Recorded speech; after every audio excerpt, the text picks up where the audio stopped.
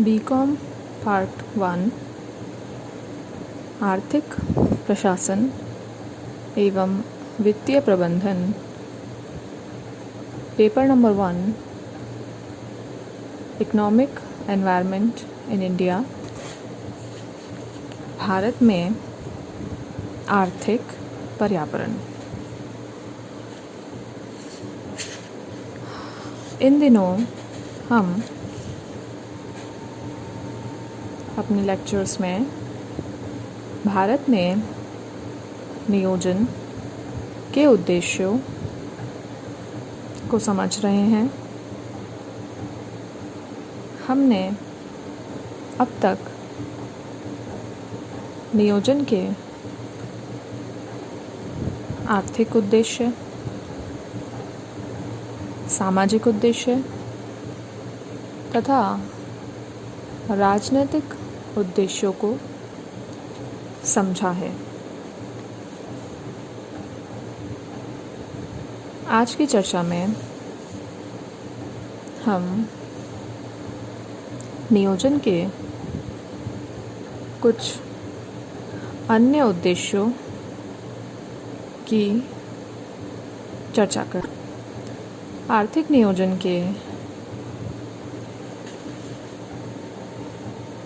सामाजिक, आर्थिक तथा राजनीतिक उद्देश्यों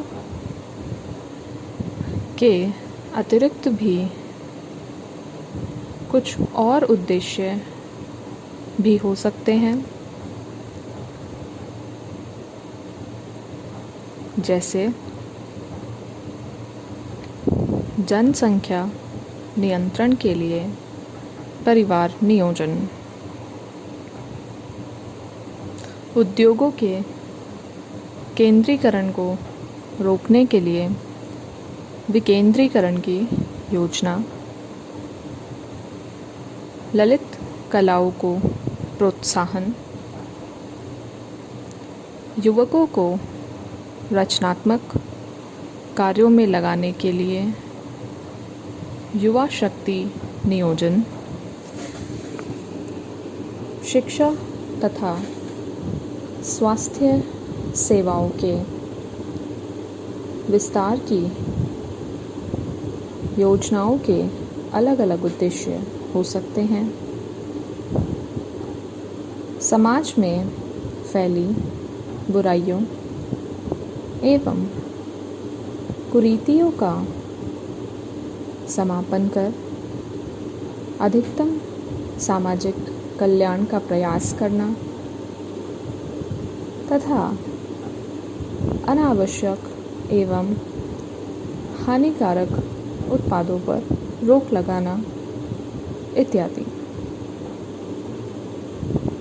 इसके अलावा भी नियोजन के कई अन्य गौण उद्देश्य भी हो सकते हैं। आइए अब जानते हैं कि नियोजन के उद्देश्य किस प्रकार परस्पर संबंधित व एक दूसरे पर निर्भर होते हैं। यद्यपि आर्थिक नियोजन के उद्देश्यों को अलग अलग श्रेणियों यथा आर्थिक, सामाजिक, राजनैतिक एवं अन्य में विभाजित किया गया है, किंतु इसका अभिप्राय यह बिल्कुल भी नहीं है कि ये उद्देश्य एक दूसरे से पूर्णतः पृथक एवं असंबंधित हैं। अल्पकाल में ये उद्देश्य परस्पर विरोधी या प्रतियोगी हो सकते हैं, परंतु दीर्घकाल में उनका यह भेद कम या कुछ हद तक समाप्त हो जाता है, क्योंकि अधिकतम उत्पादन, पूर्ण रोजगार, सामाजिक समानता तथा राजनैतिक सुरक्षा एक दूसरे से परस्पर संबंधित एवं परस्पर निर्भर उद्देश्य हैं, क्योंकि बिना आर्थिक विकास व पूर्ण रोजगार के आर्थिक समानता व राजनैतिक सुदृढ़ता की कल्पना निरर्थक है और बिना राजनैतिक सुरक्षा के आर्थिक विकास में बाधा आती है। इसी प्रकार आर्थिक विषमता समाप्त किए बिना सामाजिक समानता, वर्ग संघर्ष का समापन तथा शांति स्थापना की आशा करना व्यर्थ ही है। यही नहीं, विभिन्न श्रेणियों में रखे गए उद्देश्य भी परस्पर निर्भर हैं। अतः प्रत्येक आर्थिक नियोजन व्यवस्था में इन तीनों प्रकार के उद्देश्यों का एक साथ समावेश होता है, परंतु समय, स्थिति एवं परिस्थितियों के अनुरूप उनके महत्व को निर्धारित किया जाता है। युद्ध व संकट काल में राजनैतिक व आर्थिक उद्देश्यों की प्रमुखता होती है, जबकि शांति काल में सामाजिक कल्याण की भावना से प्रेरित योजनाएं, जिनमें आर्थिक एवं सामाजिक उद्देश्यों की प्रधानता होती है। भारत की पंचवर्षीय योजनाओं में इन उद्देश्यों का विवेकपूर्ण समायोजन किया गया है, जैसे राष्ट्रीय आय में वृद्धि, रोजगार अवसरों में वृद्धि एवं अवसरों की समानता, औद्योगिकरण, कृषि का तेजी से विकास,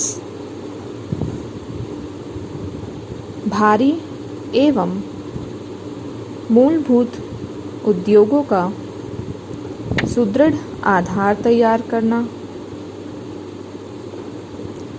आर्थिक सत्ता के केंद्रीकरण पर रोक आदि से सामाजिक न्याय व सुरक्षा प्रदान कर